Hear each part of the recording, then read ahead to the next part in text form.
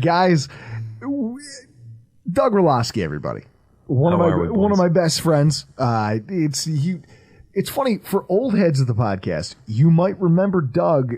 Chris, how long ago was that? 2016. Right? Doug hasn't been on in like 2 or 3 years. Two or three. Yeah, it's been a minute. 2 or 3, Chris. He sat in the night we were doing the draft show, day 2. Do you remember Off the Bus Starters? Yes. The Reggie Ragland draft. That's the draft that we took Lawson in. That's 2016? We were doing a thing at That's a Rex Ryan draft. Yes. We were doing something on Poinciana, doing our first. It's like our first attempt at a draft show, and it failed miserably. And we didn't. I don't think we ever released it. I'm sure I still have. We did. We did. No, well, we did a draft show the night 1, and that crashed and burned. So then day 2, Doug came back. I came across this, and that was kind of the impetus of having Doug in studio. Was this idea that I heard Doug. Like, I was going through when I was perusing all of our old shows for our 500th show. Yeah. To find audio of me being really fucking stupid about the draft. Because, Doug, I'm a moron when it comes to draft prognostication. We figured that out over the years. Hey, I may not be a professional, but I learned something over the years. So as I was listening back to that podcast to find snippets of me just not knowing what I'm talking about, what I realized is that every time I got up to take a piss, it was just you and Chris carrying the conversation. You're not half bad. I love this stuff. I love college, and I love the draft. I just love it. And so for people who don't know, Doug Relosky, buddy of mine, grew up with him. He also coaches high school football. And at the same time, he played football, former high school football athlete. He understands the game. He's obsessed with the draft. He's pretty savvy when it comes to what he knows about football. He's one of the people I talk to away from it because, Chris, believe it or not, there's not a lot of people that I can talk to about football because they all sound like WGR callers. Every single one of them. So Doug's one of the few people I can turn to. And also, Doug is the keeper of all of my horror stories. Doug actually has a catalog of Drew Gear stories that, like, some of them are, Doug, the time I slapped the guy with a knife in South Buffalo? We have everything from Drew getting almost stabbed to death on a South Buffalo street on Tift to bringing home the Slam Pigs, which you heard from Tim Hortons drive-thrus, to passing out drunk in a running car for about 7 hours. Thank God that we did not have a garage and that you were outside. Guys, I've lived. We got my favorite. What's that? Naked roast beef sandwich. Yes, it was actually a pulled pork sandwich, half bitten, and my wife. Hey, we will save that story. We're saving that for the Patreon. Remember the cigarette butts in the beer bottle on St. Patrick's Day? Yeah, you guys are the worst. See, who needs enemies when I've got friends like this? We didn't know it was your beer bottle. We kept putting our Parliament butts in it. Drew goes for a drink. Parliament Lights. You guys are animals. So, guys, you know what friends do? You guys have cocktail. I made you both cocktails that you guys need to sample. You guys have obviously different cocktails. Doug's is in a coupe and yours is over crushed ice. Now, Doug, what do you think that is? This is definitely gin. Because you asked for it. I'm a gin guy. Looks like there's a float in it of some kind. I don't know what it is, but on the head. I'm gonna go in. I'm gonna go in right now. Take a whack.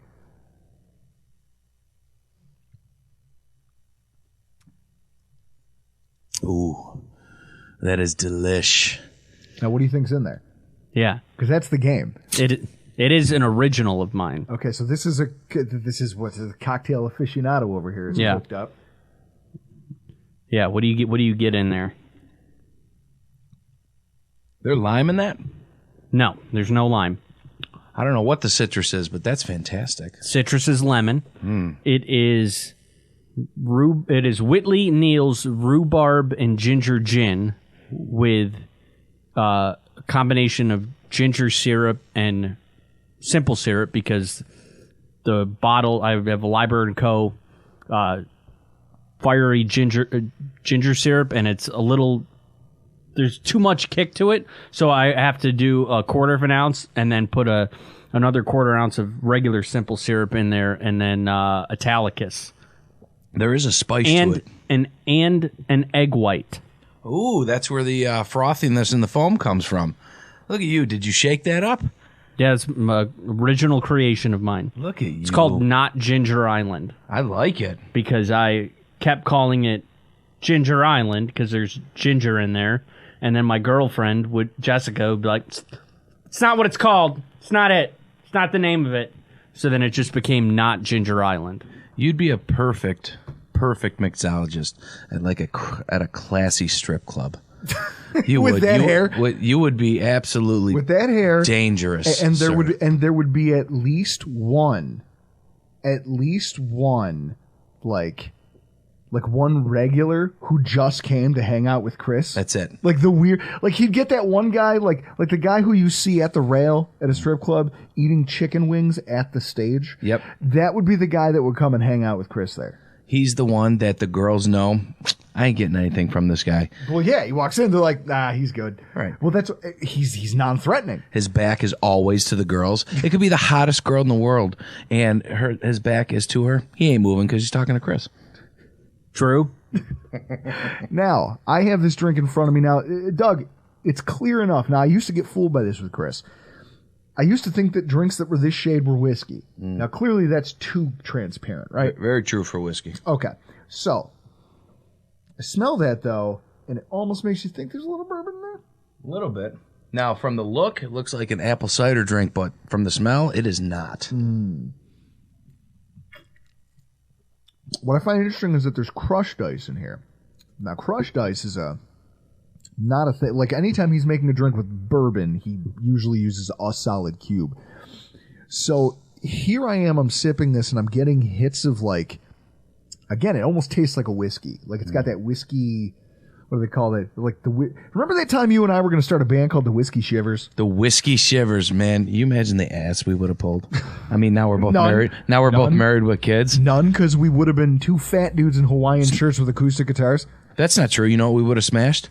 53-year-old divorcees. You or have widowers. a thing for, guys, Doug, since he's out here airing my dirty laundry, Doug used to love the idea of getting us all dressed up, going and hanging out at a place in Buffalo called the Snooty Fox. The Snooty He's Fox like, guys, on come Delaware. on. He's like, guys, let's put on some nice jeans and some sport coats and go to the Snooty Fox. And we'd be like, what the hell are you talking about? He goes, guys, the like 50-year-old women in this place are. Yep.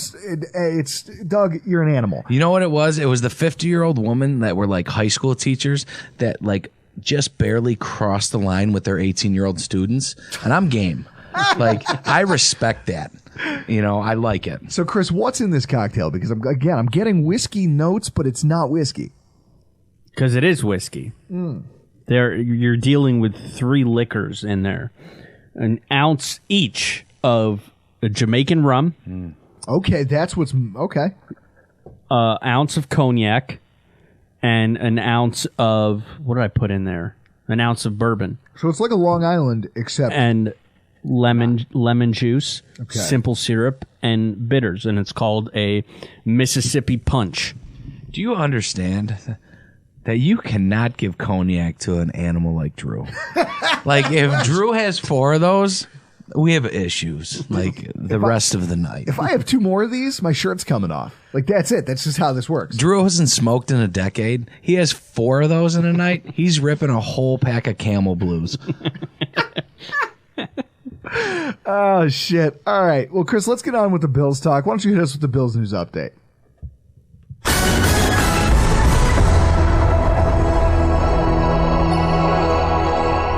So we're here talking about what's happening in the Bills universe, and the biggest story this week is the Bills are being linked to DeAndre Hopkins. What? I'm not sure how to feel about this. Everybody's excited. It's a talking point. I'm literally... Bruce Nolan was thinking about delaying the start of his podcast last night just in case it happened. It's like... I just have a question if we're going to start this conversation. Doug, who's the last player to get busted for PEDs who got better after the fact? I can't think of one. You know, plus he's going to be 31. I think of Sean Merriman. When he came to the Buffalo Bills? Didn't he date that MTV girl? He did. Let me guess. The woman at the Tim Hortons drive-thru had more hair than Drew. That's all right. All right. I mean, at that point, like it. I mean, she could have bench pressed me, to be honest. But here's what I'll say. I don't know of a player who's ever been busted for PEDs and then come off of them, and then, especially like to get busted like a 6-game suspension for it. That means you didn't just fail one test. That meant that they found something. Right. If they gave you 6 games. Right. So that means that he's now gone clean. And I don't know a guy at that age, or any age really, who's gotten better after the fact. And that's just my own thing.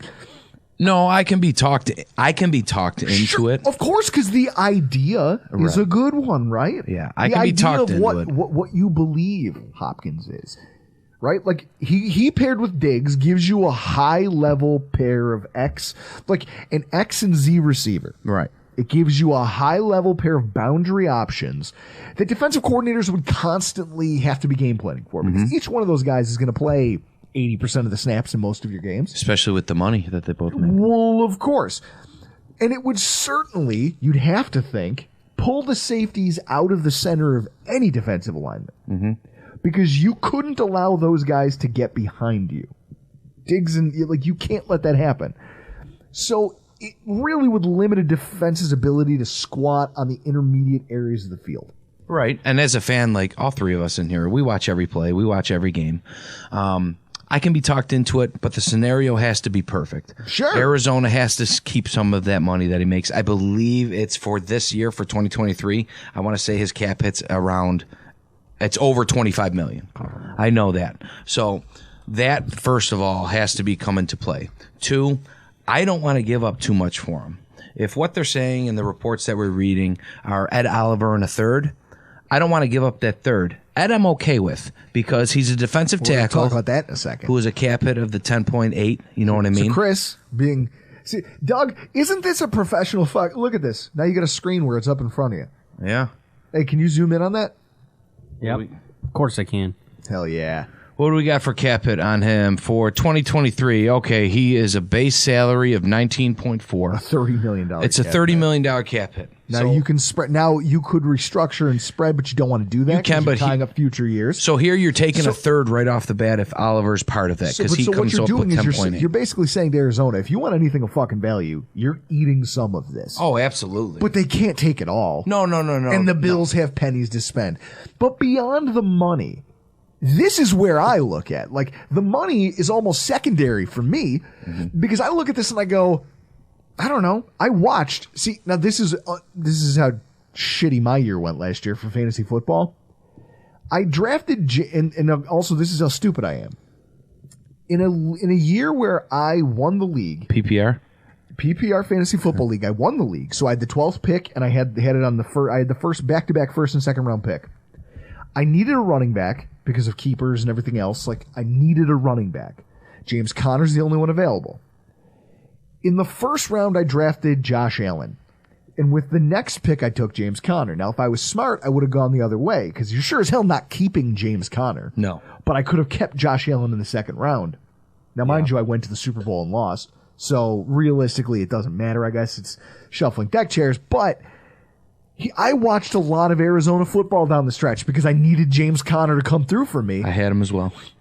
And what I saw watching that, like the eye test, I watched a wide receiver who everyone kept telling me was going to make an impact and just didn't. And then some of that, I'm willing to hear them talk about how the quarterback situation, obviously, like what, they had 2 different quarterbacks that made their first career starts. They did. Chris, anytime your team has 2 quarterbacks to like see their first career starts, you're fucked, aren't you? 100%. Okay. Colt McCoy is going to be their week 1 starter in 2023. It's Colt McCoy from Texas. Yes, he's still in the league. The only he play is going to be starting. Do you know that the only play I really remember of Colt McCoy isn't even in the NFL? It's in the national title game, Alabama against Texas, where Marcel Darius literally strip sacks him and breaks his arm. Marcel. God, I cannot knocks stand Colt Bama. McCoy out of the game. Ugh. So I see this, and then I go, okay, so he didn't look that good. Let me look at the metrics, though. Let's see what the fine metrics say. Here's some things, like, first of all, like no game in 2022 with more than 33 yards after the catch. Some of that you can blame on the quarterback. Not improper ball placement, just the type of routes he has to run to get open for those bad quarterbacks. Sure, you can talk me into that not being his fault. Also, Hopkins tied for with Gabe Davis for average separation, according to NFL Next Gen Stats. Like, as a wide receiver too, I guess you don't need to have, like, he's got a great catch percentage, right? Absolutely. 93%. He's way better than what Gabe Davis. Oh, yeah. But he's literally tied with Gabe Davis. So these people who are like, oh, Hopkins will get down this, he'll stretch the field, he'll do all that. No, what he'll do is he'll catch the balls you throw to him, but he's no longer a burner. And here's the thing I say. Anyone who tries to blame, again, the average fan who goes, well, double coverage. He was double covered because he was the best receiver on the team. He actually finished 19th in the entire league in average cushion off the line of scrimmage afforded to him by opposing defenses at 6.9 yards per route run, which means that teams were actively working not to stay in his hip pocket, but to keep him from getting behind them. So if you're generating terrible yards after the catch, but no one is trying to actively like stay in your pocket, that's not good. So think of the roster of what we have right now. Okay. Think of the speed that we've added onto the team. All right. Can you get behind, as a fan, if Arizona would take the majority of the money this year and next year, and let's just say we only had to give up like an Ed Oliver, who's in a rotation? We're one of the few teams who rotates 8 guys on the D-line. So can you get behind that if they went after a caliber of D-Hop? You would. Can you make it work in your brain as a fan? And knowing their cap situation, knowing what their cap situation is going to be next year, maybe if Gabe has to be re-signed, you know what I mean? Like, can you get behind that? I can. Chris is raising his hand. Doug, who is Arizona's head coach? It's not Cliff Kingsbury anymore. It is oh my God. Is he the dude from the Eagles? No. Correct. Wait.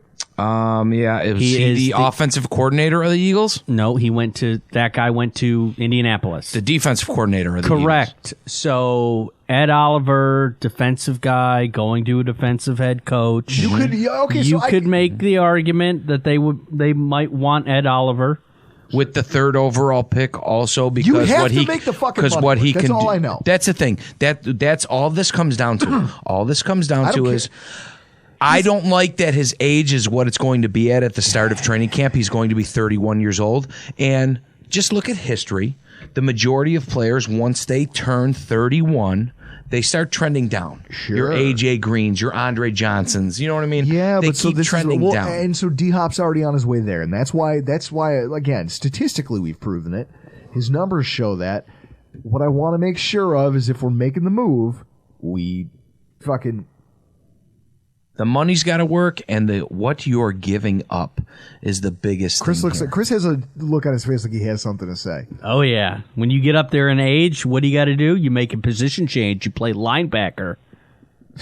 Yeah, he too big for that, man. Them dreads will slow him down, man. Drew knows what I'm talking about. I do know what he's talking about. So does our audience. Doug doesn't know this, that Drew said this in a public space. Doug, I know I know that you're going to get this 100% correct. What position did Steve Tasker play? He was a wide receiver. Fuck. Drew thought he played linebacker. And admitted it on the show. Bro, he had a touchdown catch in a playoff game versus the Dolphins, and I believe it was 1995 or 1996. I know. And so what happened is... You were 89. So people started tweeting at Steve Tasker about this, and I feel like the volume of it got his attention. He's like, well, this is fucking weird. Why do people keep calling me a linebacker? And then someone explained it to him, and he found it really funny. And that it was Doug Flutie's size. I know. I don't want to talk about it. Doug, we can put this back into, again, the embarrassing chronicles of Drew Gear. You have another chapter now that you can go tell our other friends. It's like the Water Boy. Man, he's the best linebacker I've seen since Joe Montana. Joe Montana was a quarterback, you asshole. I said Joe Montana. That's exactly what that is. That is exactly what that is. So obviously, like this, it could be done. I wouldn't be pissed off if they did it because obviously we want to win. And if you want to win in this NFL, the Chiefs are getting by because I hear people make this argument all the time. The Chiefs did it. The Chiefs make it work with the Chiefs have one of the all-time. Like, you don't, as an offensive head coach who calls his own plays, Andy Reid might be one of the better of our lifetime. Oh, there's no doubt that he is one of the most offensively gifted minds, scheme-wise, so the that Chiefs we've ever are seen. what they are because of Patrick Mahomes and because they have that guy calling the shots, designing the state of that offense. We don't have that. We have Ken Dorsey, who forgets that Hines can catch the fucking ball. So with that in mind, you're going to need, in order to offset your offensive coordinator's issues, your quarterbacks just, when things seem like they're in the weeds, your quarterback's like, I can do this, put the team on my back mentality.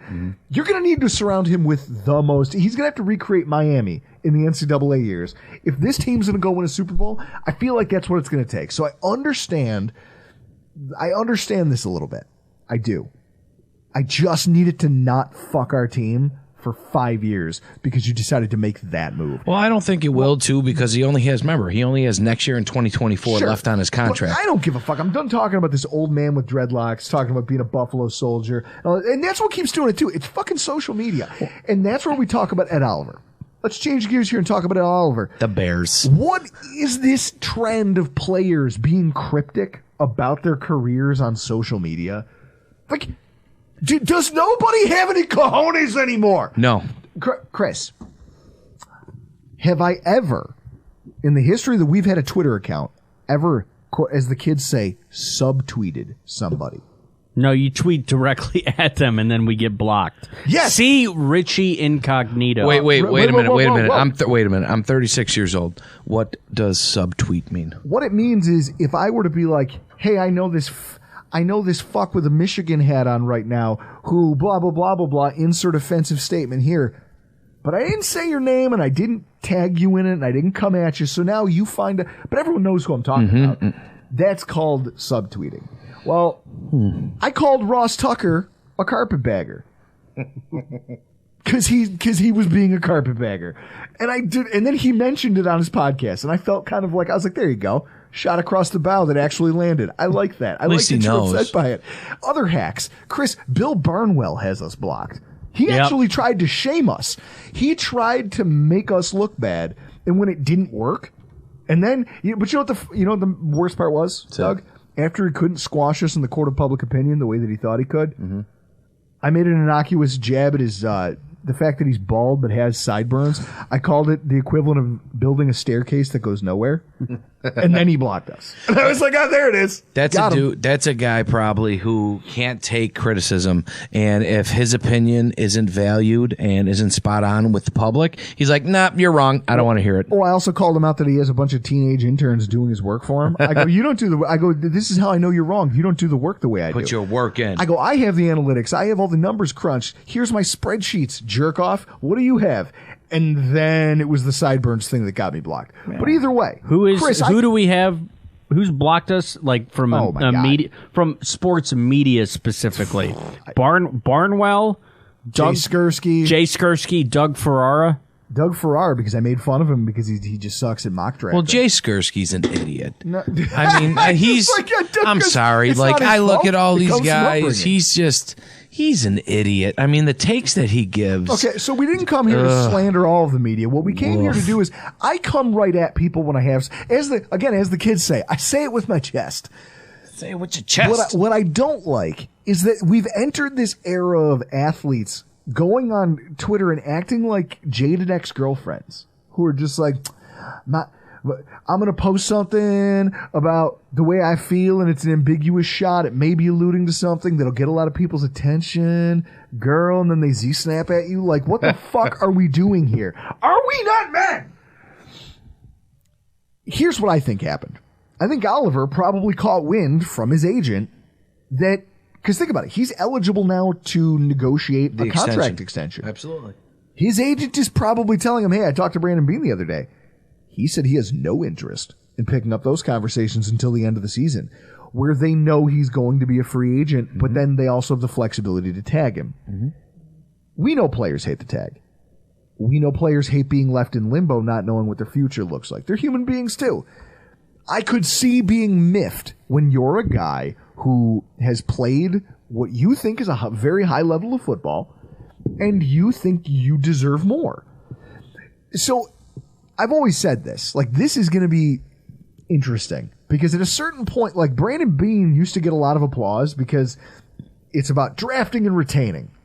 Draft and retain. We're going to find a lot of guys on the mark, like on undrafted free agents. We're going to scoop up some guys as free agents, and we're going to bring them into the fold. And which they've been good at.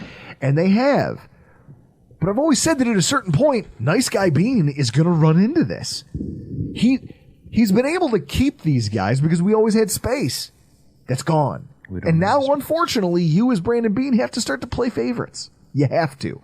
He already picked his dance partner in Josh Allen. Which, hey, no one will blame you no one will blame you at the bar on a Friday night for going home with a 10. No. Even though there's a bunch of girls there who, you talk to them, maybe even you took a couple numbers. But if you leave with a 10, they might be bitter, but no one can really blame you. He hitched his wagon to Josh Allen. But everything else is secondary. Absolutely. And you're finding that out. Tremaine Edmonds got drafted in the same class, multiple Pro Bowler, team captain. You traded up for him. Guess what? We took Josh. Yeah. And because we took Josh and because we have other needs, Tremaine, we love you. Best of luck to you, but you got to go. Go get your money. Go get the bag, kid. And they didn't tag him. They didn't do the dickhead thing and tag him. They let him go get his money. They let the kid go get the bag. I really think that it's like, I don't know. I just feel like if this was one of those garbage TV shows that some of all of us, people listening, our wives and girlfriends might watch, Brandon Beane's running out of roses to hand out. And it sounds like Ed Oliver's starting to realize he's not getting one. It's not coming. You're not one of his guys. So I guess the question is, this idea of shopping him that keeps coming up, it starts to look more and more attractive the more he starts tweeting things about, oh, I'm good, I'm great, I was everything, best of love to everybody. It's like, all right, so if you're already saying that ahead of a season where we know we need to go win now, I don't know that I want that energy. I also know that realistically, if that's your attitude, that if you won't pay me, obviously the Tennessee GM got fired for trading A.J. Brown. Mm-hmm. Like, that's it. He didn't get fired for it. Chris, the fact that the owner fired him the day after they got torn apart by A.J. Brown. Yeah. She fired him and said, we need to be better. Yeah, well. That's exactly what she said. We need to be better. Because you let a great weapon go for nothing. No, for Trevelyan Burks, first round pick. You don't. Okay. He threw up the first 5 minutes of OTA. Sorry, it wasn't even training camp. It was OTAs. You're a professional athlete. He was better than I prognosticated, but again, because I'm not great at this, but I did call him Walmart Laviska Shenault. Razorback. So, like, when you're talking about this Ed Oliver's tweets and stuff like that, there's a reason he's being tied into all this trade talk. It's that right there. Mm-hmm. It's the idea of, look, this guy's disgruntled. You don't need problems right now. And he's one of the players who you could very easily move on from. Pollock and I, a guy on my softball team who I'm friends with, and we talk during football season. We'll text about the team.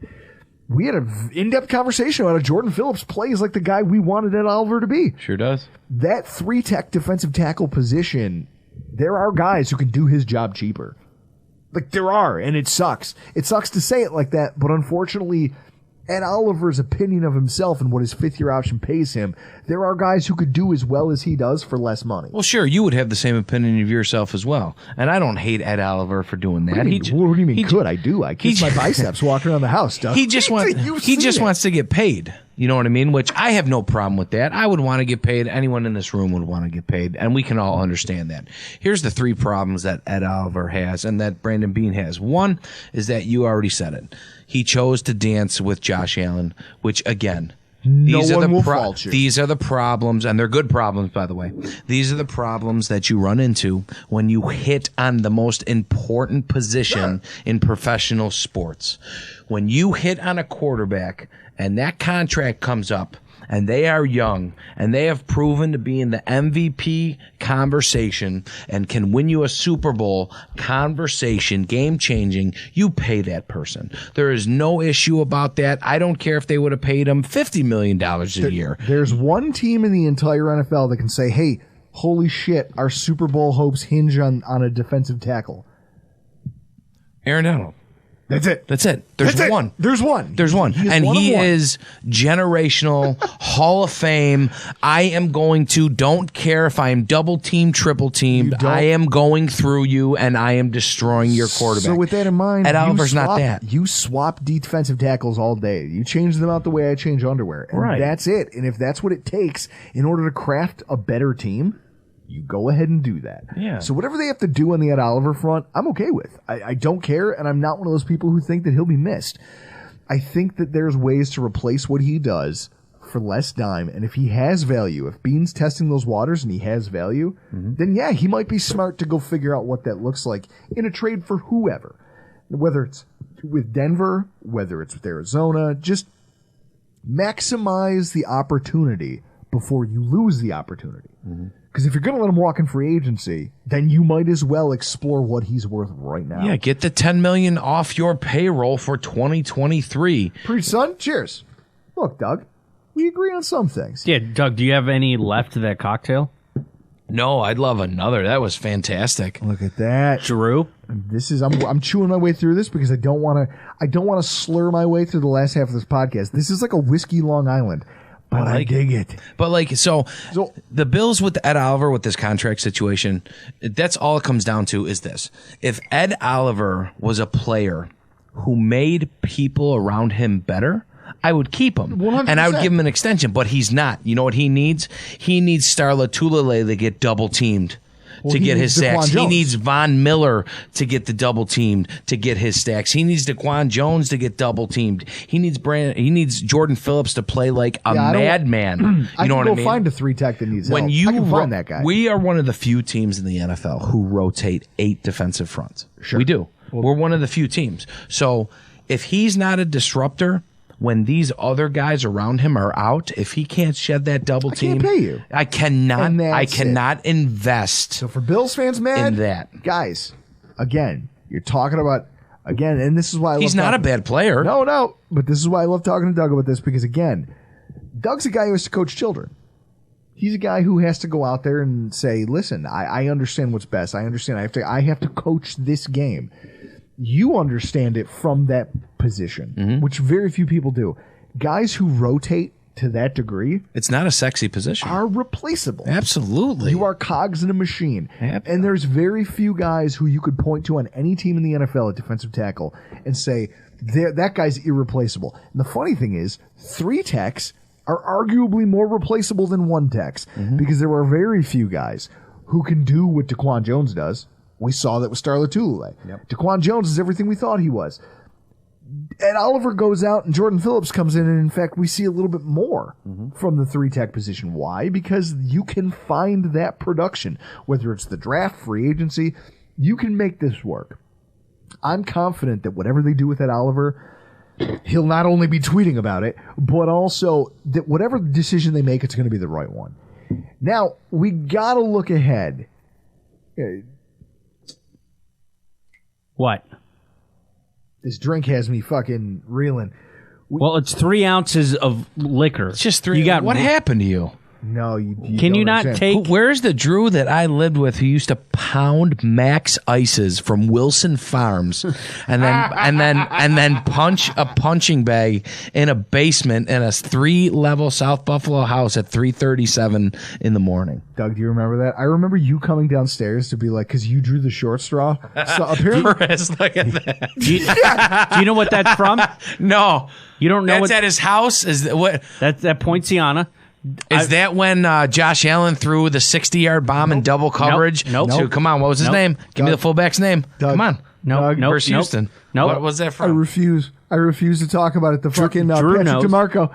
Patrick Patrick. DeMarco. No, you remember because Mark remembers. All Mark remembers from that game is me just yelling, "Doug!" and you being like, "Drew, it's going to be okay." It wasn't. You don't, Doug. That- You were there for this. Is from the draft when we took Ed Oliver because I thought we were going to fuck up was- and draft T.J. Hawkins. That was the Lions drafting Hawkinson. That gif. And you know what? It's 2023 right now. Yeah. Would I You're take telling me Hawkinson? you wouldn't take T.J. Hawkinson over Ed Oliver right now on this roster? No, I would. Thank you. And not only that, but also, so now a listener of ours from Australia, Mike Swenson, saw that GIF and said that I look like a confused orangutan because of how long my arms are. Mike, if you ever want us to come and see you, just let us know, Mike. If you're listening, just let us know. And I promise, my fat ass will get in a cage with a great white. If we do that long ass flight from Buffalo, New York to Australia, wherever you live, you let us know and I will jump in that cage in that water and we can film it. Well, Mike Swenson's a longtime listener, and he's going to want to. He would want to talk to you about all of Drew's dark secrets. Oh, no. I have He's got all of them. I have them all. Doug I have lived with me I for, have them like, all. I Doug's have been all my of her friend names. He's been friends with me for 15 years, and he lived with me for a handful of them. So here's what I'll say. As we shift gears talking about the second week of NFL free agency, Doug, the theme of this that I've been talking about is that we've been getting steak, but we haven't gotten the sizzle. Mm-hmm. And that's not a bad thing.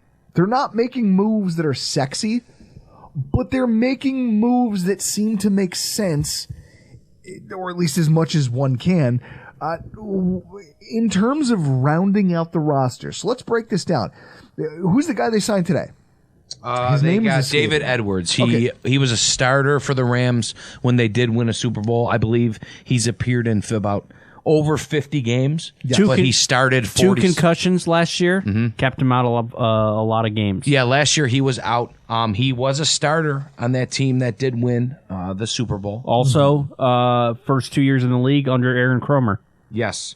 And here's the thing that, like you said, it's not the filet mignon signing. You know what I mean? It's not the filet mignon. But what what Bean is doing and showing is what to do is when you don't have a lot of capital and you can't make that big flashy sign, he is just going for quality depth right now at this point. Which is what that isn't going to break the bank.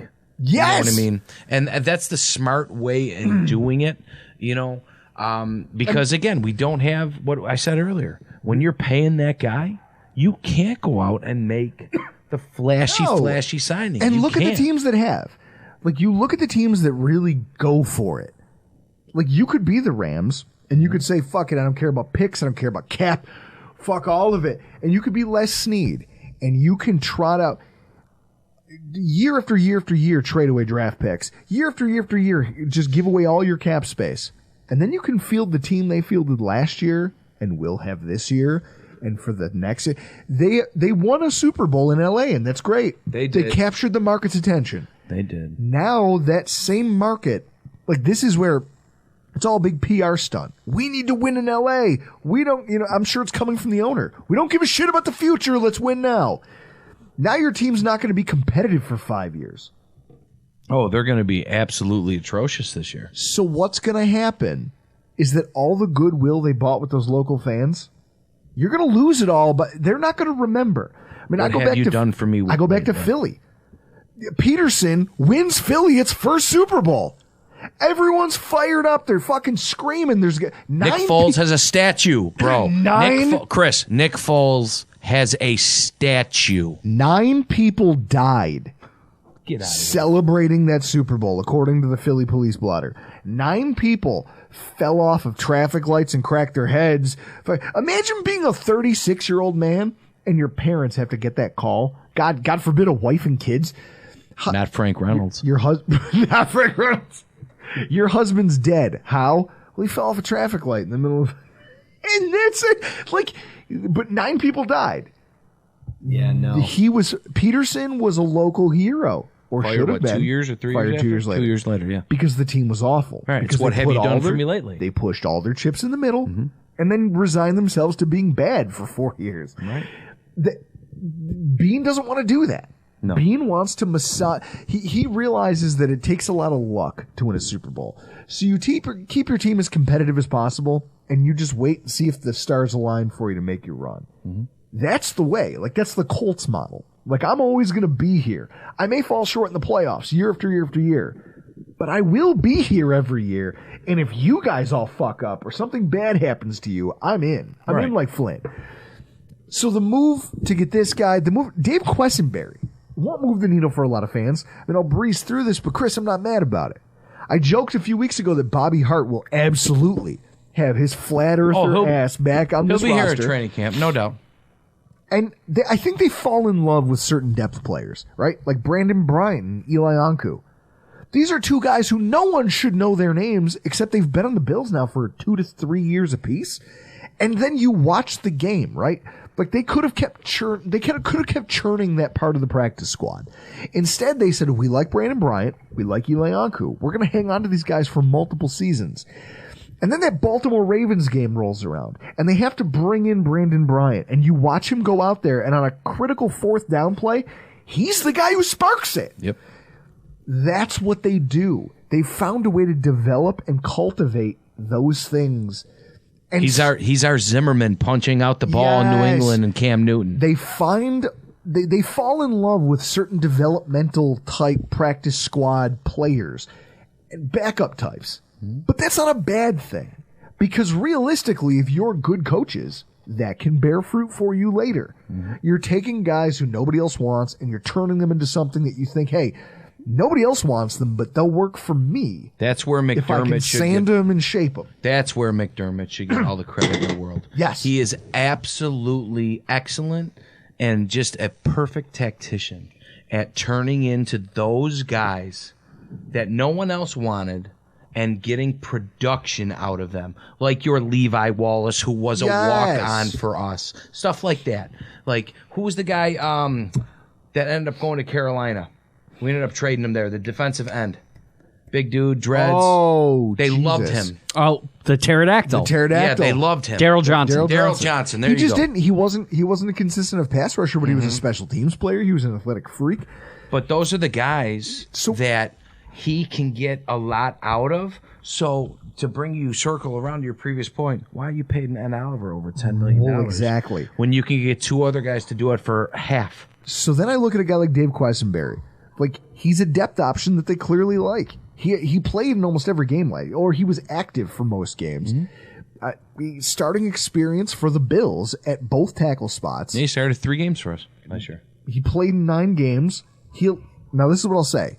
He did. Chris, do you remember when he got hurt during that New England game? Yes. And we all kind of knew it was going to be a problem right away. He had gone at left tackle. It was early. Judon destroyed him. And Judon just pantsing him in front of everybody. Like, I used to joke about Cam Wake pantsing John Miller. You guys remember those days? What a name. So as soon as Quessenberry turned his ankle and then they put him back out there, he was just getting exposed. It was bad.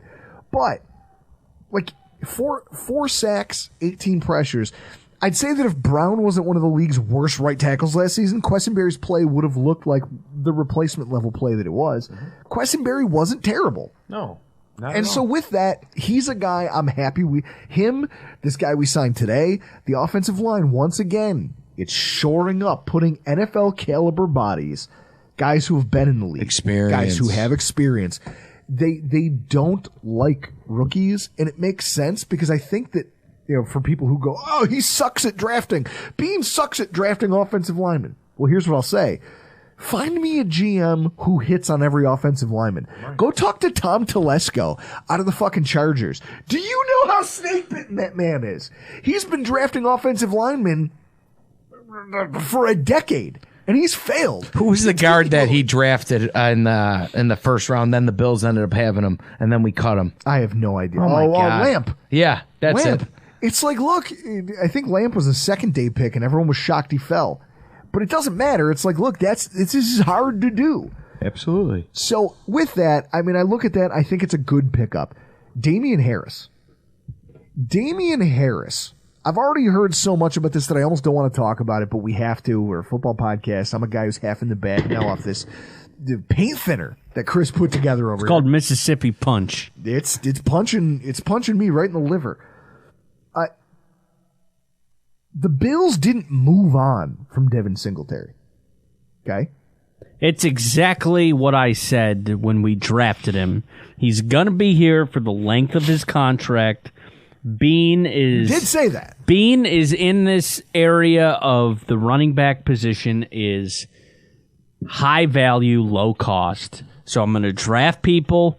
They're going to be here. They're on their rookie deal, and then they're going to be out the door. And I'm going to recycle the whole situation. That's all. And just run with that room on rookie deals and have a low-cost veteran minimum like what we got with Damien Harris. I don't even need you to pull this up on the screen.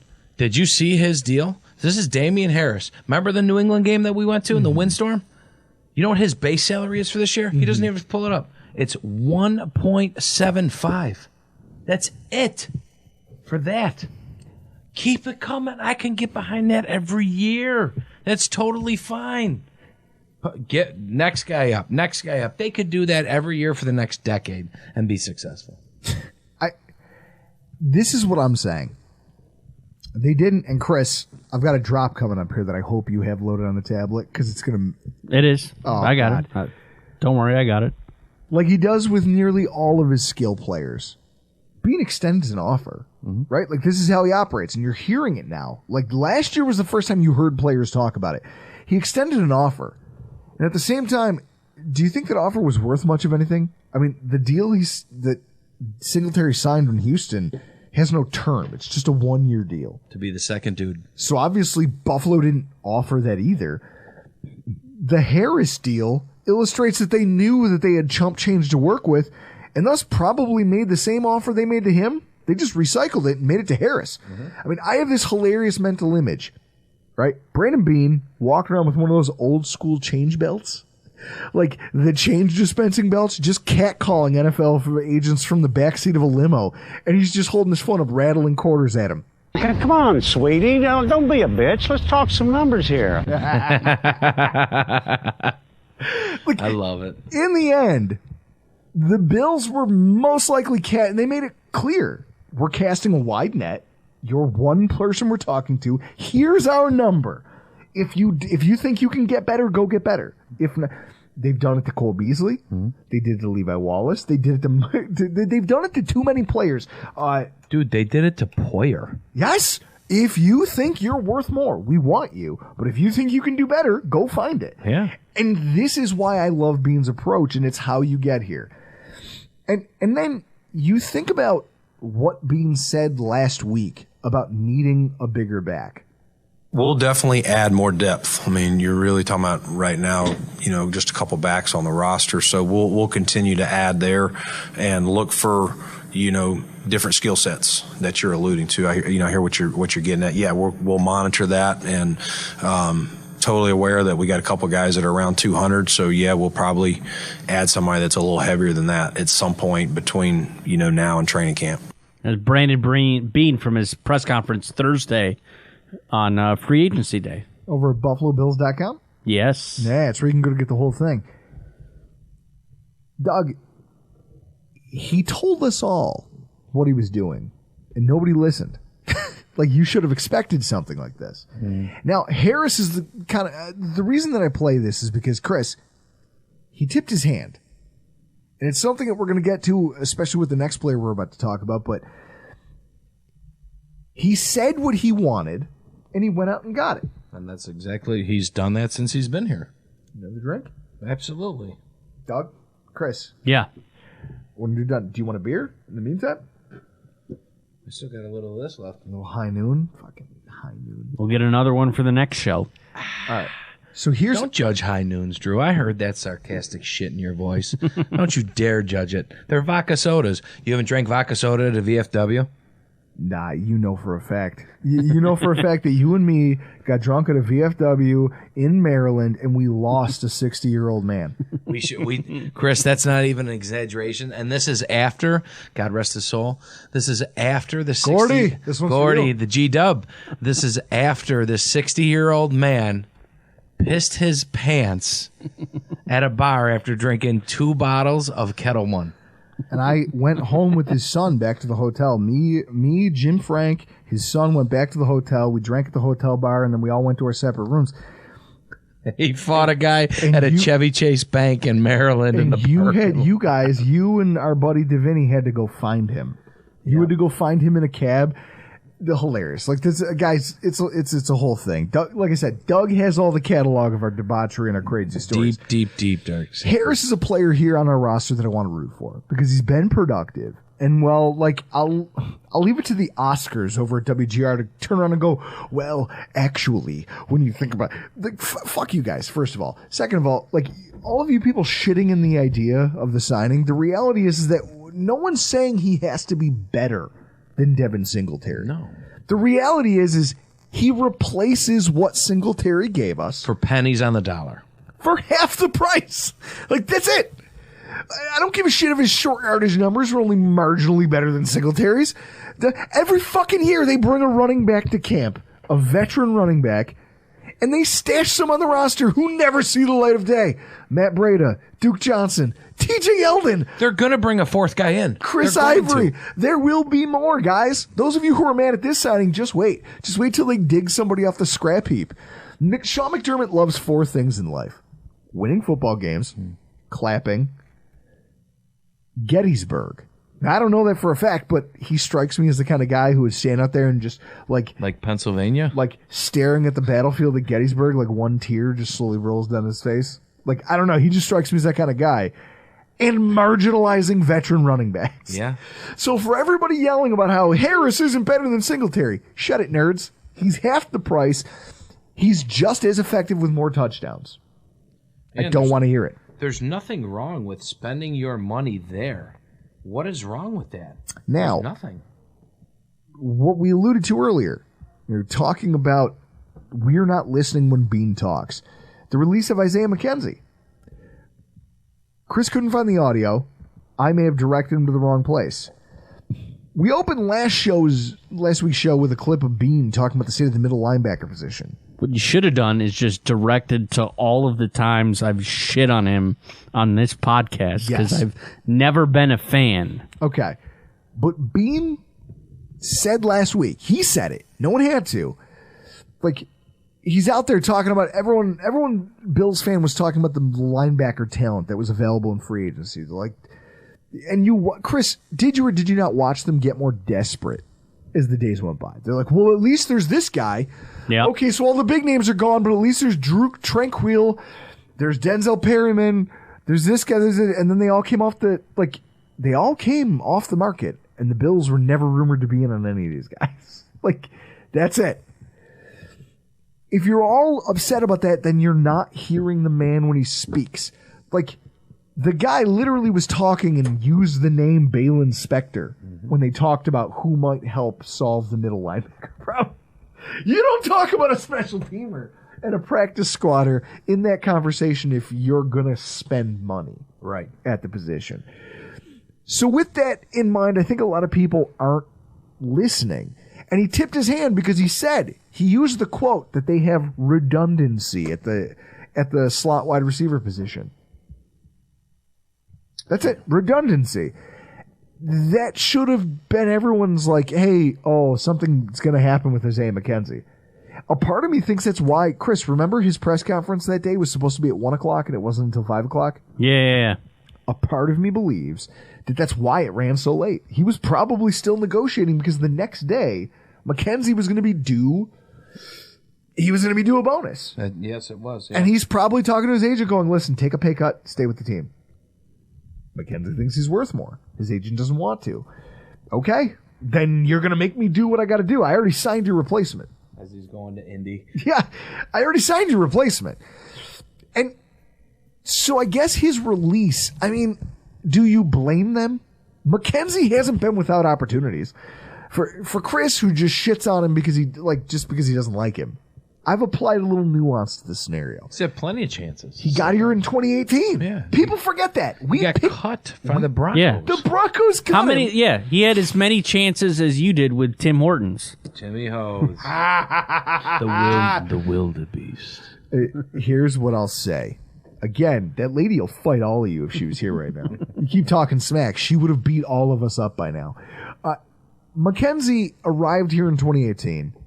He's been with this quarterback and this coaching staff for almost 5 years. In that 5-year span, he's contributed in various ways, but never really found a way to be a consistent contributor on offense. Which, Doug, if you can't produce on offense, but also you suck as a return man, Right. you're not long for the NFL, are you? No, you're not at all. And let's see. What did he do in recent years? What he had the New England game. This is the thing. I'm neutral Well, the on New it. England game, him He as is a wide literally- receiver. He's literally one step forward, one step back. I'm neutral on him because here's what I see. New England game. Great game. He saved the day for us. He did for that. Yeah, everyone was out that game. Everyone was out that game. He steps in, saves the day. He did. That was his coming out party, and you would think he would take it and run, but he didn't. Didn't.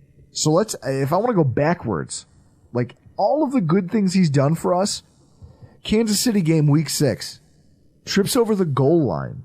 Literally, that's it. There's no one around him. Easy touchdown. Yeah. Pitch and catch to most wide receivers in the NFL. Isaiah McKenzie trips over the goal line untouched. He had made other mistakes in that game. A bunch of them. You can go back and look at the tape. He has that game against Miami where on the final play, he doesn't get out of bounds fast enough, and the Bills don't get a shot at kicking a game-winning field goal. Yeah, that was week 3, right? Yep. And he admitted it was just fatigue. He was just too tired to think. That Indy game, holy shit. You could Google it right now. Google McKenzie mistakes, and there's a video on YouTube called McKenzie Gets Tackled by a Ghost, where he catches the ball on a kick return, falls down with no one within 20 feet of him, the ball squirts out, and they just pick it up and run it back to our own one. Right. And when I can think of, I mean, It's not even a forced error. You just can't handle this.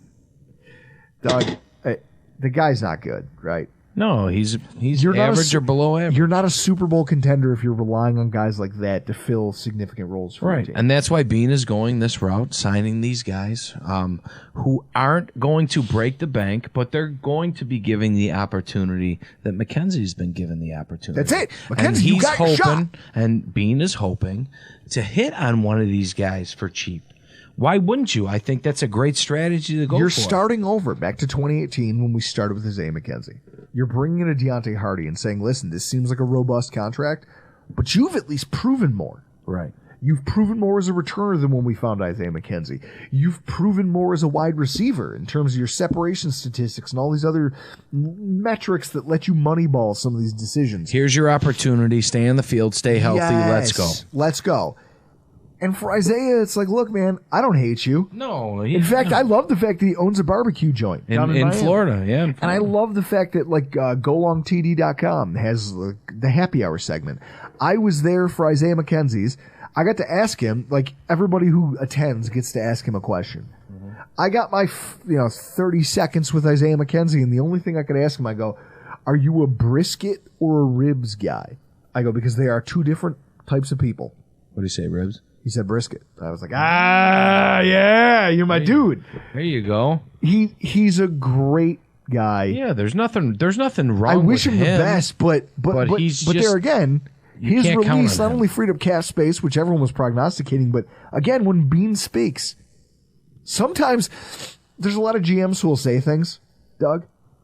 I think you need to just shut up and listen to what Bean tells you, because he's been pretty honest. he's pretty honest. He's been pretty damn honest with us. You know what I mean? And again, like you said, it's nothing personal against McKenzie. He was absolutely, he's an average player. I was there this past Thanksgiving in Detroit.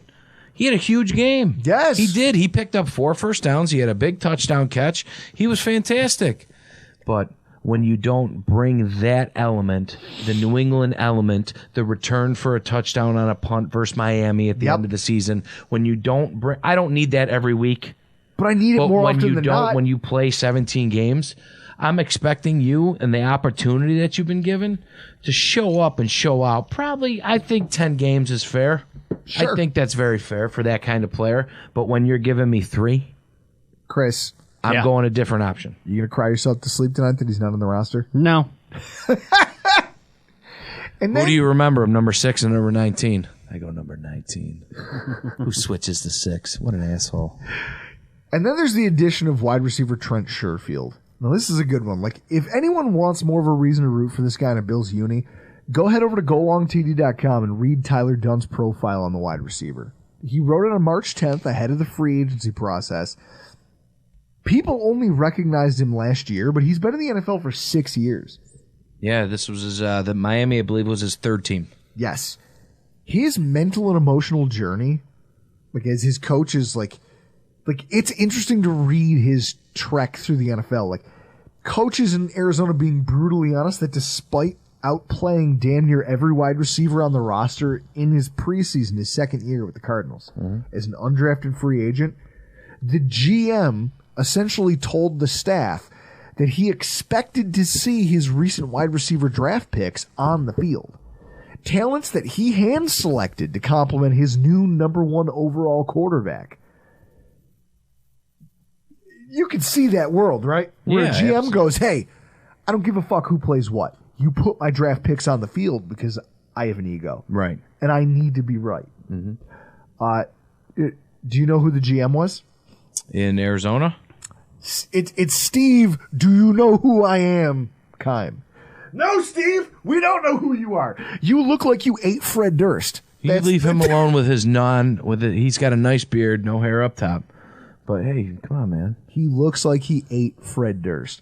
And then again, to have the balls as a nondescript, bald white dude with facial hair to go to a cop and go, do you know who I am?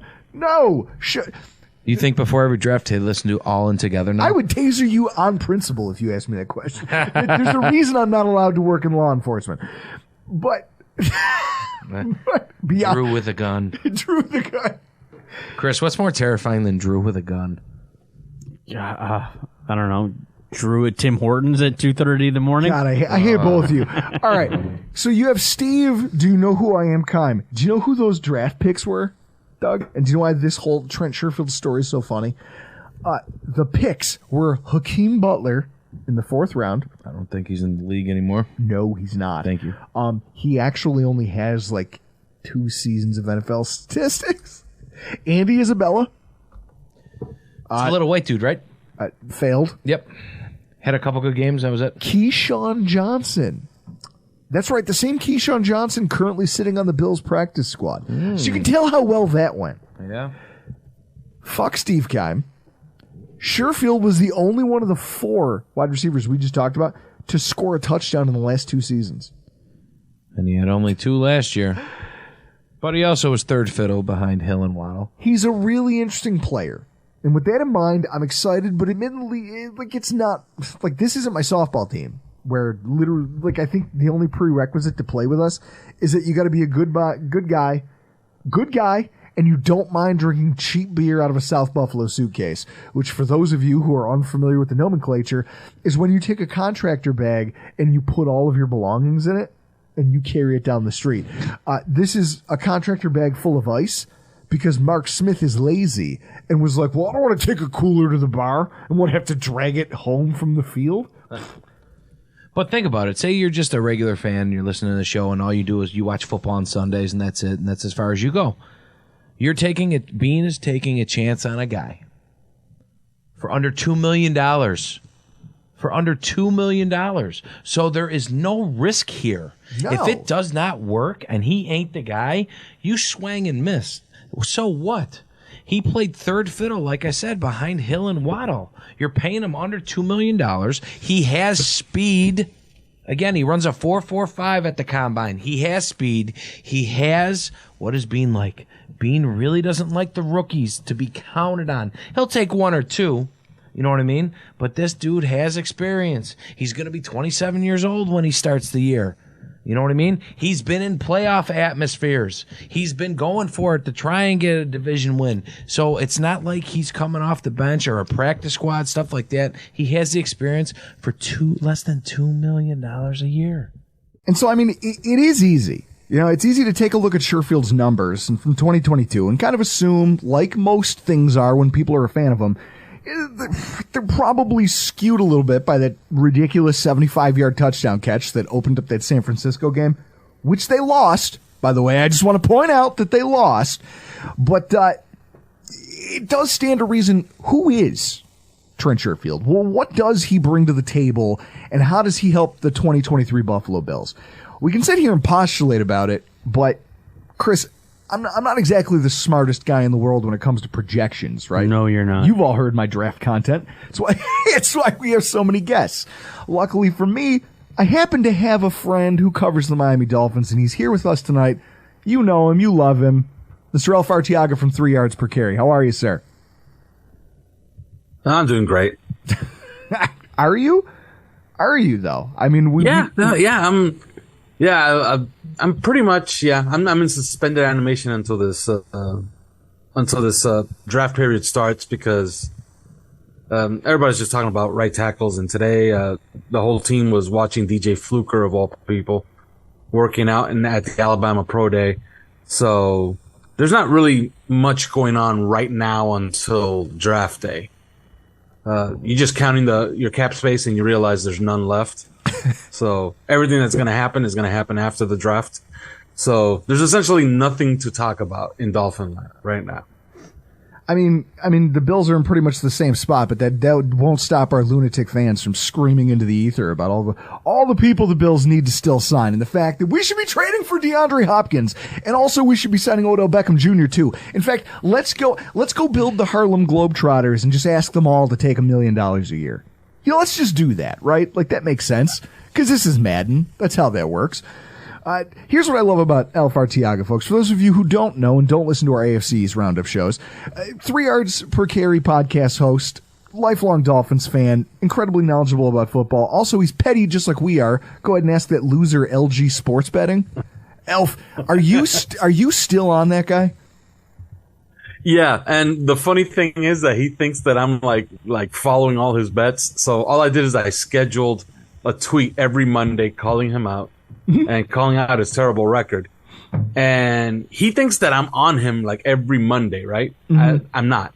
I just scheduled tweets throughout the entire year for the rest of the year until January, every single Monday calling him out. And if he responds, I'll just dig through his record and find his losers and post them all. Chris, isn't that petty behavior? It definitely passes. Hey, it cost me nothing. It literally only cost me 20 minutes to schedule all those tweets, because I just copy and pasted all of them. Dougie, this guy literally just spent 20 minutes to ruin a guy's entire year. It's a good burn. It's a great burn. And it was probably an enjoyable 20 minutes. I know. So you had DM'd me after the signing of Sherfield, because I think you and I had actually tweeted back and forth about him a little bit earlier in the free agency process. And you shared some of your guys' observations, and I thought our listeners might find them useful. Being as objective as you can be, were you a fan of Sherfield's game with Miami? And if so, what part of it? I like Sherfield. Trent Sherfield was a good player. Let me tell you what happened with him last year. When he was brought in, Mike McDaniel told him, and there's actually a piece written somewhere, and I always forget who the hell wrote it.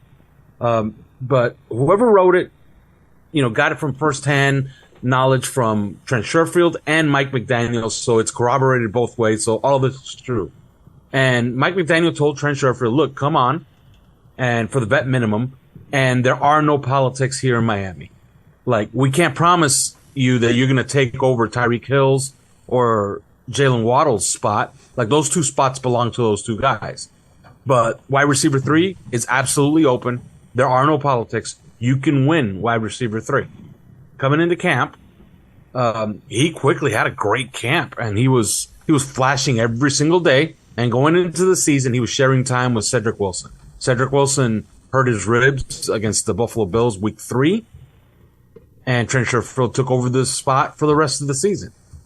He's a great blocker, a really good teammate, a tough guy. I think he was underutilized in what I think is his best role. He's about 6'1", 220 pounds. So he's a strong guy, and he can run. So I always felt he was probably best used as a screen guy and the point man on a screen. But we never actually used him that way. We used him a lot as an inline blocker, believe it or not. There's actually tape of him blocking Nick Bosa, of all people. So you're getting yourself a tough guy, a guy if you could find ways to use him is gonna help your offense. And if you use him in the slot, man, he's going to be good in a lot of crackbacks. If you run a lot of outside zone, he's going to be good cracking down on defensive ends. He's a useful piece. Well, he's just not what I guess Miami wanted for the position going forward. And that makes a little bit of sense. I mean, just to make this make sense for some of you listening at home, you want to put some context into that. He's a great run blocker. First of all, third highest run block rating of any wide receiver to play more than 10 games in 2022. And if you filter that data a little bit further, just to make sure that you're weeding out guys who, you want guys who at least ran, 50 gap style, 50 zone style runs. You want to see guys that were not only had enough playing time to really give you a picture of what they're capable of, just to eliminate the outlying, hey, they had a good play here and then they had, they had 5 bad ones, but 5 really good ones, and it offset things. You want a big body of work, and you want to see that they're used in all rushing situations, and often enough to make sure that it's not being conflated. If you filter that down to guys who ran at least 50 gap style runs and 50 zone style runs as a blocker, he was the number 1 rated wide receiver for run blocking in the league last year. And then when you take a look at what that means in the context of rushing success for a team, Derrick Henry finished number 2 in rushing yards on the season behind Josh Jacobs. Now, he's a freak. He himself is a freak product. I mean, that shouldn't surprise anybody. But what I did find surprising is that what helps augment his ability to get that is that his 3 wide receivers, he had 3 wide receivers make the top 10 of that same list that Trent Sherfield finished number 1 on. A lot of fans will look at a lack of a team's rushing success and blame the offensive line. And it's fair, because in a lot of cases you can point the finger and say, if our running game stinks, it's probably because our offensive line doesn't get enough push, doesn't create clean holes, isn't climbing to the second level consistently. And a lot of that's fair. But at the same time, having wide receivers and tight ends who run block well, they are an integral part of a rushing attack. Doug knows this. He's coached football. So you get a guy who can, like Sherfield, who can block effectively not just at the line of scrimmage, but also down the field and at the second level. That's what sets up your longer runs. It's what helps your running backs get in there. A running back like Cooks, everyone's like, oh, he didn't break off many long runs. Who did he have helping him? I mean, if you look at the Bills last year, they didn't have a single wide receiver finish in the top 25 for run block rating within those same parameters we were just talking about. And the 2 who finished in the top 30 were Diggs and Davis. Nobody else even came close to making the cut. And sadly, Davis finished behind Stephon Diggs. Out of 100 NFL wide receivers who saw significant run blocking snaps, we have 2 guys who are sort of serviceable and not much else. So I guess for a fan base that keeps crying about how they want a rushing attack, we need to develop a rushing attack to take the pressure off Josh Allen. You can't then turn around and bemoan a pick like this, because these are the types of players that help you build better second level blocking and build a more explosive run game. Now, you touched on something, Alf, about they wanted something different. And we saw that they signed Braxton Berrios, and I think it was Chris Kaufman from your 3 Yards Per Carry podcast, who had tweeted out something about stylistic differences that the Dolphins have made. Can you expand on that a little bit, just so our listeners maybe get a taste of it? Yeah, it's like they've gone completely opposite. They had an offensive line coach in Matt Applebaum who was really very affable, very inviting, smart. I would say, more open with what they were doing day in and day out. Well, they canned him, and it turns out that the head coach, Mike McDaniel, didn't like the way he was administering the offensive line and had delegated some of the opportunities to Frank Smith, the offensive coordinator. And who did they bring in? They bring in a guy called Butch Barry, who, by all accounts, is a major league asshole. So that's one stylistic change. The other stylistic change is that they wanted actual yards after the catch guys at wide receiver 3. And who do they go out and get? They get Braxton Berrios. They essentially ignore Trent Sherfield. They give Braxton Berrios double the money and double the guarantee that Trent Sherfield got in Buffalo. And they essentially announced right away by giving Braxton Berrios the money that they gave him that, okay, this is the guy that's going to be sharing wide receiver 3 with Cedric Wilson. And that's the way it's going to be. So, yeah, they've decided, look, we came in with a mission statement. We kind of got away from it a little bit, and we want to get back to that somehow. What I've pointed out is, look, man, you paid Cedric Wilson last year to be wide receiver 2. Then the Tyreek Hill trade came about, and he's now your wide receiver 3. It's time to see what you have in him. He flashed last year. He spent the entire year injured, but when he was asked to make plays, he made plays. And now it's about using those 2 outside guys to open up a guy that could, make plays for you in the slot. And I think Cedric Wilson and Brad Berrios are going to be taking over that spot right now. They're going in a different direction.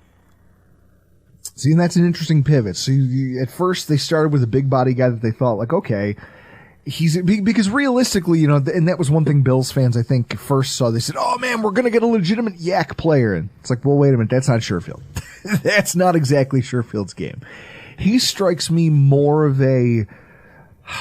It's always stupid when you say, like, oh, his game is like Deebo Samuel. But it's the idea that he's a guy that will probably get open short. And because he's big and because he's strong, he can help you run block, so you can put him out there in the slot in some formations that you want to mask what it is you're trying to do from an offensive perspective. Because that gives you an option of being able to say, look, when he's out there in the slot, I can run the ball effectively. Or if you decide that you're gonna defend the run, he can get open in the short area and grind out a few yards with contact over linebackers and some thicker guys. Like, that seems to be more of the role that maybe suits him. Like, am I crazy for thinking that? Yeah, the Dolphins last year liked to use 11 personnel. It was their best personnel grouping. And they would use Durham Smythe in line because Mike Gesicki, we know his limitations as a blocker. And what they would do is that they would put Trent Sherfield in the slot, and they would essentially use him like another tight end, like if it was 12 for personnel. And this year, they went out and they got Eric Saubert, who's going to be doing that. So they decided, you know what? We're going to be a little bit more conventional. We're going to use a little bit more 12 personnel. We want a little bit more diversity in what we do offensively. Because last year, they got into a rhythm playing only 11 personnel and then 21 personnel, and they didn't use almost anything else. And at times, it became a little bit more predictable because those were the only 2 personnel groupings that they were using.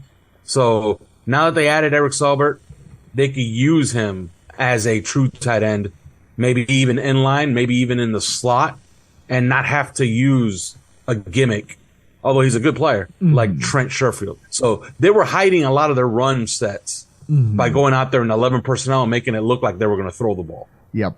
And whereas that's something that the Bills could take advantage of because, like, our leading rusher last year, Devin Singletary, was 30th in the NFL in carry attempts. We don't run the ball a ton.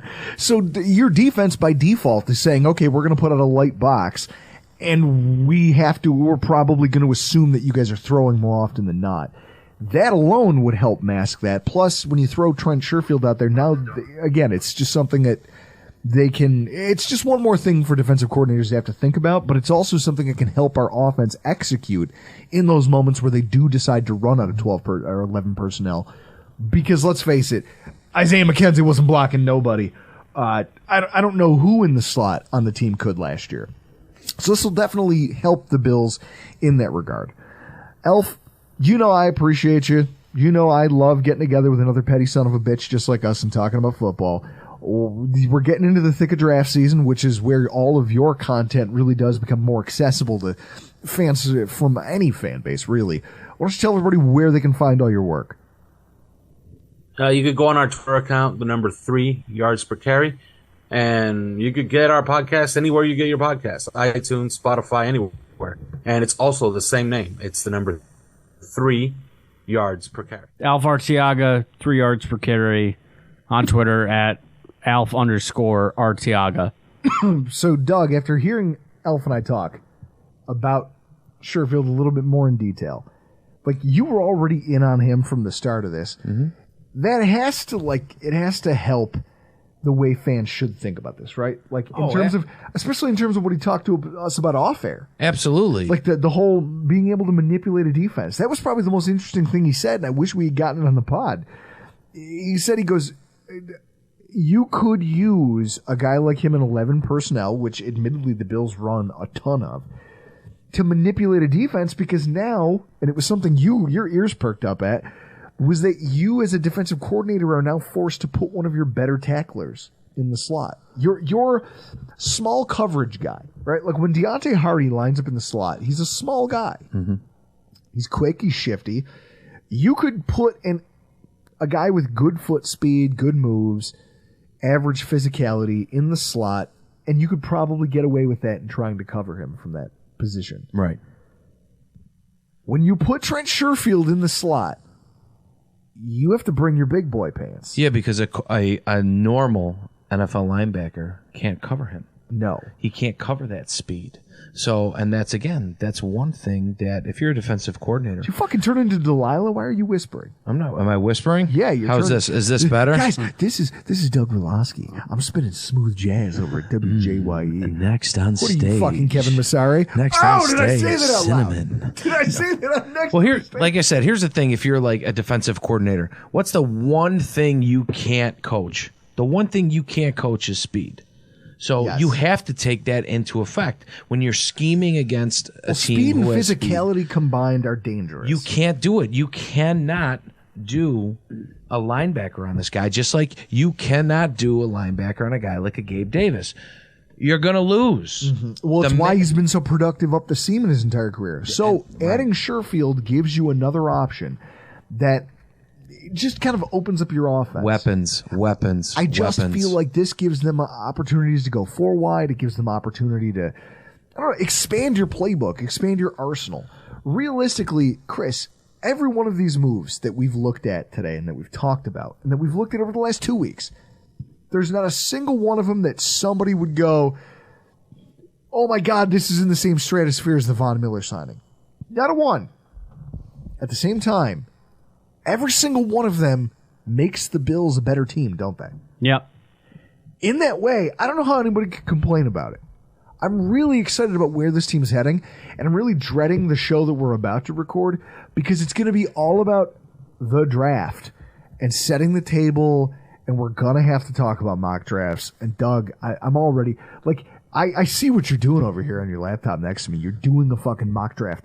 It's part of the reason I cruised through that drink so quickly. What are we in right now? What's the date today? March what? March 23rd. March 23rd. Drew, I've been doing my mock drafts since week 10. I hate you. Since week 10. Guys, we're friends, but also sometimes, like, we've actually gone, you and I have wrestled to multiple stalemates. That is very true. We've never, like, I was going to say, like, I'd love to jump on you and try to choke you out, but also I can't. Remember when you tried to choke me out from behind and then I got low and you didn't think that I was going to be able to get low? No, you put me over the top and onto the hood of Marley's car and she cried about it. That was a good time. At least you've never tasered me. Thank you. Thanks, Matt Devaney. Guys, all I know is that this has been another banner week for the Bills in terms of them building what is quietly a very sound football team. Go Bills. If you don't like the moves, I understand. Also, you can kick rocks. That's my prerogative as a podcast host. I get to talk, you all get to listen. That's very true. Doug, Chris, we got to get the hell out of here. I'm Drew Gear. That's Chris Kruger. That's Doug Relosky. This has been your Rockpile Report.